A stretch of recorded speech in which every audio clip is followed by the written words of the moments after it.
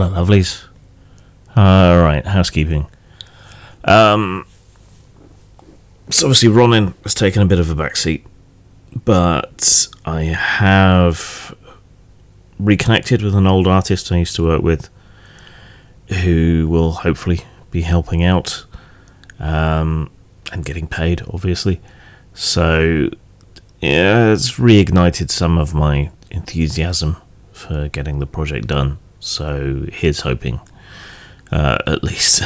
But there's still a lot of fiddly twiddly bits to sort out when it comes to that, and it's not a priority at the moment for a variety of reasons. I have instead bumped up a couple of other projects that were nearly finished or are much shorter. So you might see some stuff relatively soon for that. Keep an eye on my socials for obscure and teasing updates on those sorts of things. And I've stepped up my infrequent freelancing and my mentoring and consulting work as well in the meantime. So last week that interfered in videos, but I gave you 2 videos yesterday, so we're square, right? Excuse me. So yeah, that's where I'm at with that, but I am still available if you have short pieces of work like editing or short chunks of writing or anything that anybody wants doing, and I am available for freelancing in various ways and for consultation if you want some help with your project. So if that's you, let me know. Otherwise, now is a great time for anyone who remotely feels like it to support me on Patreon for $1 a month. If everyone that watches these videos each week were to bung me $1 a month on Patreon, that would solve the problem. What it is I've got a bunch of work that needs doing on the house, so I need to raise a few £1,000 in relatively short order, which is why I'm taking on all this work. But it will future-proof the house, so hopefully that'll make a big difference. Videos, yeah, there's a lot going on politically, and I studied politics and history and communications and some sundry other things, and I've always been a politics wonk, so it's taking a great deal of restraint on my part not to do videos on the ins and outs of the UK political campaign, Stop the Tories, .vote, or about Trump getting his comeuppance, something, anyway. And I want to do some videos on these things, but I realise that's not what most people come to my channel for. I also recognise that I've always done YouTube wrong in that I have a channel where I put everything, but I distanced myself from a lot of the politics and drama over recent years, and there's risks to changing tack and producing videos based on the ins and outs of the electoral campaign here in the UK or the trials and travails of Orange Julius Caesar. But then that makes me sort of want to double down and do it anyway. So, and I don't know. Maybe people would be interested. Maybe they wouldn't. We'll see, I guess. Maybe I could do it as streams on my streaming channel instead. Just like, the little quick direct to video streams that would minimize impact on the main channel. I don't know, maybe. I'm not going to start a new channel just for political lukewarm takes. It's the Fallout game again this Sunday. That'll be the 3rd one, so we're tentatively halfway through the mini campaign I have planned this Sunday. So stop on by over on Grim Streams, speaking of streaming channels, and check us out. It's been a lot of fun so far. And I'll be on the T-Shirted Historians channel tonight, on the panel discussing various pop culture and nerd shit, and all us old men shaking our fists at clouds, and a couple of younger people as well, and maybe even a girl. Alright, on to the comments. On the review of Werewolf I did, Simon Eidson says, Grim Jim, it's not about censorship.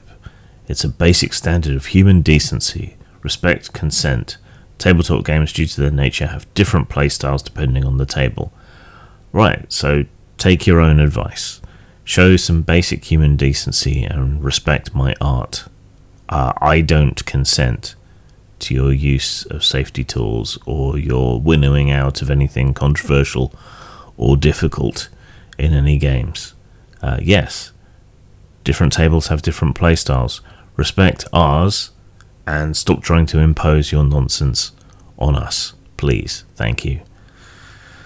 On another very old video, there's been a lot of old videos that seem to have been unearthed by people, but here we go.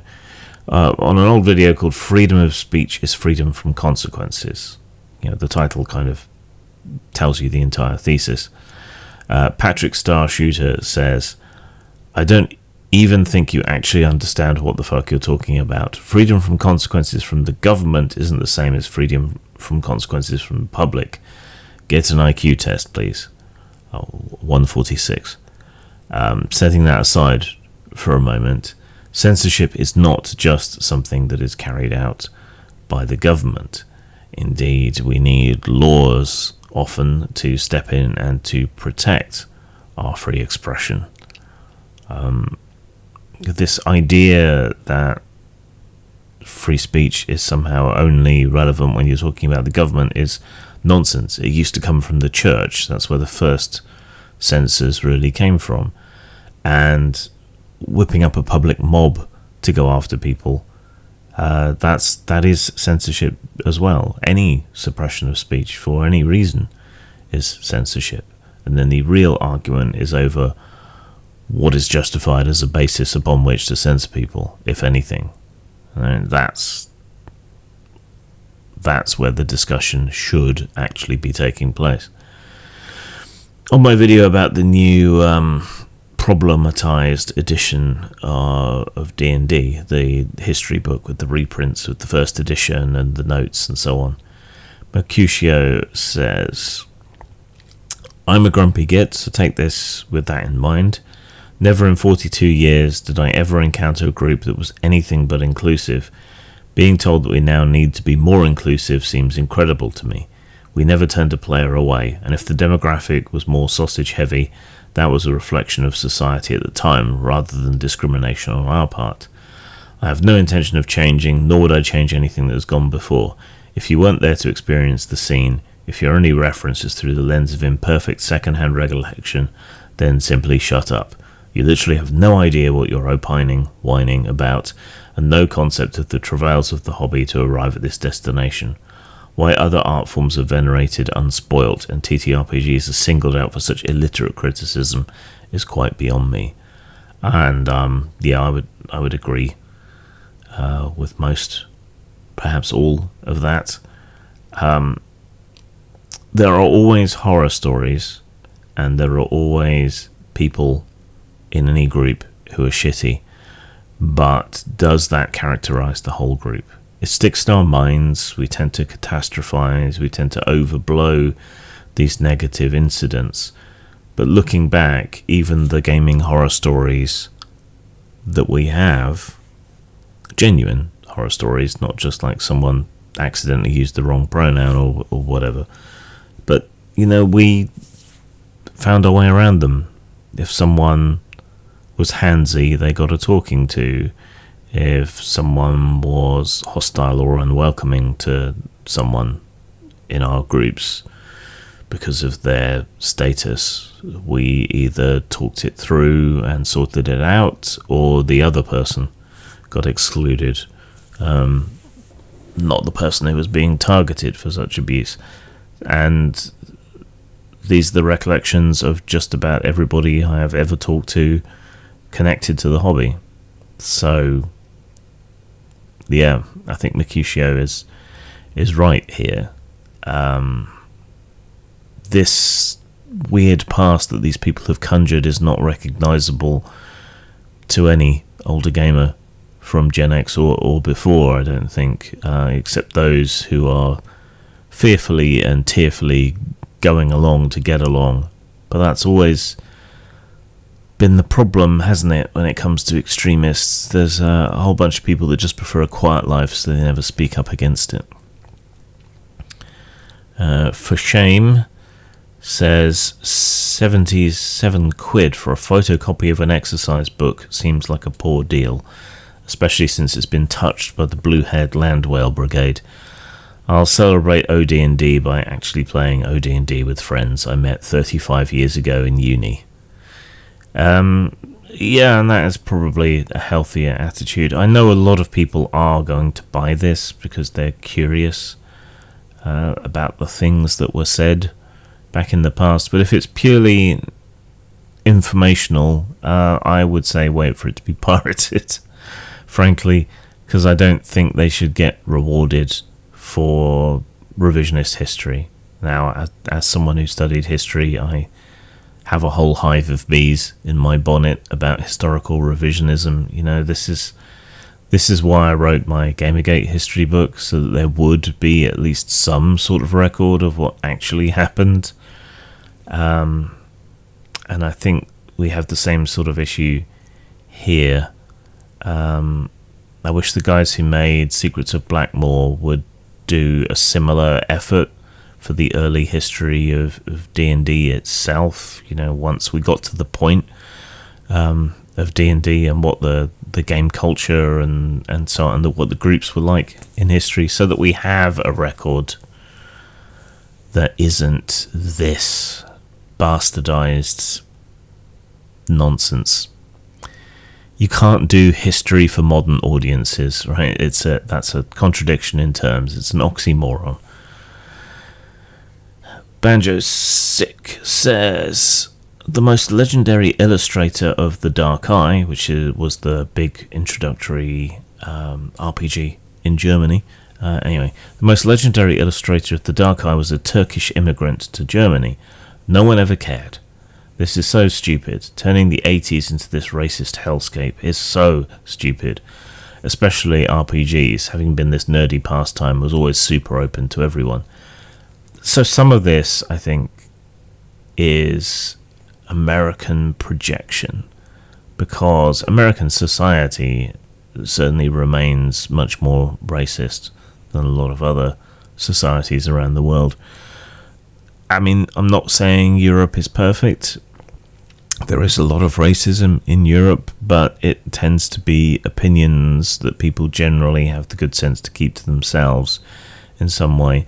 But there is an unfortunate problem of Americans tending to project their own societal issues onto other cultures, other countries, other nations, even onto subcultures within their own country that aren't necessarily like this.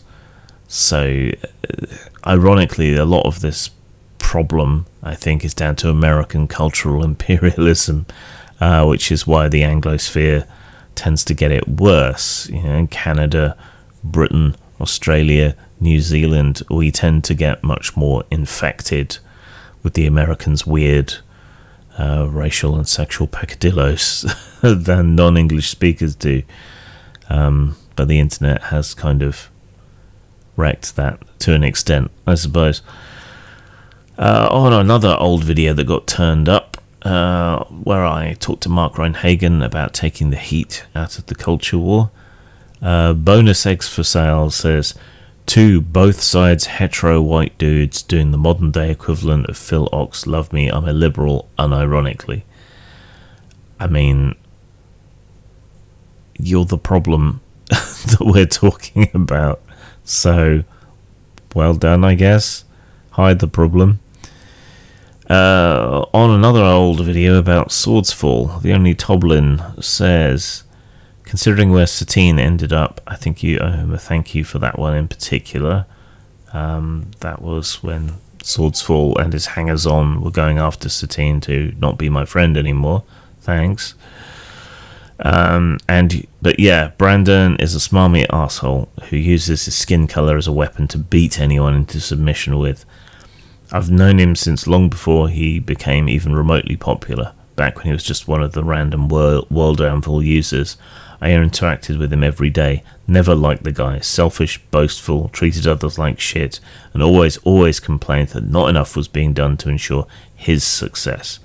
Everyone else was just a ladder to his success. Their suffering be damned. Yeah, guy immediately struck me as a grifter and never escaped from that. I was very glad to see him get his comeuppance. As to Satine, she's still my friend, regardless, so I guess we won on that one. As to where she ended up, I think that's more to do with her partner, but they seem to have largely vacated the RPG scene since. And it's to do more with mismatched expectations, sort of professionalism and drive for success, and financializing, I suppose. That has always been somewhat incompatible with the way tabletop gaming culture and production actually works. So I don't really blame Satine for that. I think it's just mismatched expectations and professionalism or lack thereof. On the World of Cinnabar review, I said a lot of old videos were being turfed up again. Mostly Holy says, wow, what a gross intro. And that intro, for those who are interested, is the one where you have the fat guy in the gas mask in the post-apocalyptic setting with the TV next to him. A heavily distorted version of Fat Bottom Girls plays, and Christy Mack's gyrating ass is briefly on the video, but covered and not actually naked. Christy Mack is many things, but gross is not one of them. And prudes, I mean, if my intros are keeping prudes away from my videos, then they're working as intended, shall we say. Let's wrap up with everyone's favourite, the Kalergi plan. The quality of far-right anger on my Kalergi plan videos is declining again. A user, random string of letters and numbers, says Lamau, angry Hebrew loser. I'm not Jewish.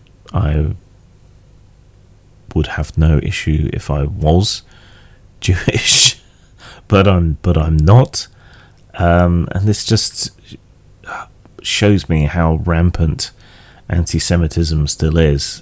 People are really having a field day now that Israel is really unpopular, and seeming to get away with it a lot more than they used to, which is unfortunate. I mean, if I'm getting this level of anti-Jewish abuse despite not being Jewish, and I do wonder why everyone thinks I'm Jewish. Is it the nose? I believe it's called a Roman nose. I know my schnoz is fairly large, and I have muscular control over my nostrils and can flare them at will, but it doesn't make me Jewish. You're so weird. Chriser6638 says simply Marxist propaganda. To which I pose the question, what do you think Marxism is? Because I don't think there's anything Marxist necessarily. I don't think there's anything about debunking nonsense. That's reality propaganda, if anything. So, are you saying that you think Marxism conforms better to reality than your ideological belief systems?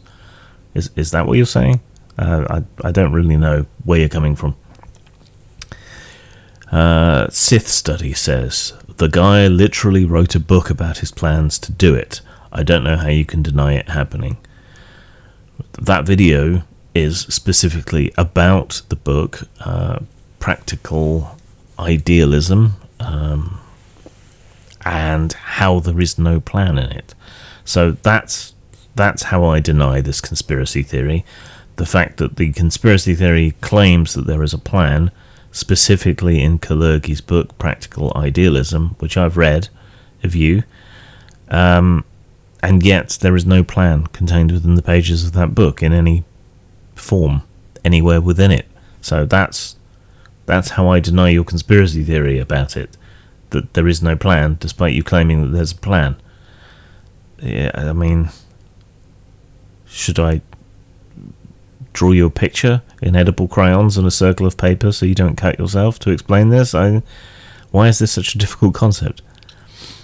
Cyrus1 says, walk through London and you will find the evidence yourself. London used to be practically a second home to me, and not just the nice posh areas either. What am I supposed to be seeing exactly? And how is whatever I'm supposed to see going to validate the idea that there is a plan in a book that does not contain a plan? Is it in invisible ink? Do I need to find a physical copy of Practical Idealism and hold it under UV to find anything, or will I only find the cum stains of desperately self-loathing far right wingers if I do? What are you talking about? Alex Taylor says, don't believe your lying eyes. Unbelievable, the gaslighting. So show me the plan in the book. Where is it? Who's gaslighting who here? Sonia Finch says, Brexit was about leaving the EU and their laws and plans and their intolerance of the British Commonwealth relationship. It's not anti-European. We either sponsored or approved of well over 80% of European laws. So that can't really be it. What plans? There is no European army, you may have noticed. That was just far-right nonsense. The EU has recovered from, well, not just Brexit, but COVID, much better than we have. What intolerance of the British Commonwealth relationship exactly? It's all rather informal, that relationship in any case. And the EU has certain trading concerns and considerations, being an economic bloc. So yes, it was an anti-European spasm, a xenophobic spasm, a racist spasm, an ignorant spasm. What was actually anti-government feeling got misdirected and redirected onto Europe, and now without the EU as much of an excuse, we now see it being turned where it should have been turned in the first place, on the Conservative government. So hopefully we will not have a Conservative government in a few more weeks. That'll about do it. See you soon. Zang. Daikaiju Dai is a game about beating up monsters in giant mecha. The players take the part of mecha pilots and their support crew, using the fate system to allow the one to influence the other. They will fight giant monsters and walk in their shadow. They will establish rivalries and defeat villains. They will uncover conspiracies and lead the fight back against what seems to be a world itself in rebellion against humanity. Mostly, though, they'll smash giant monsters to pieces in epic, destructive fights. Available from post-mort.com, lulu.com, and drive-thru RPG. I don't wanna drown in a river.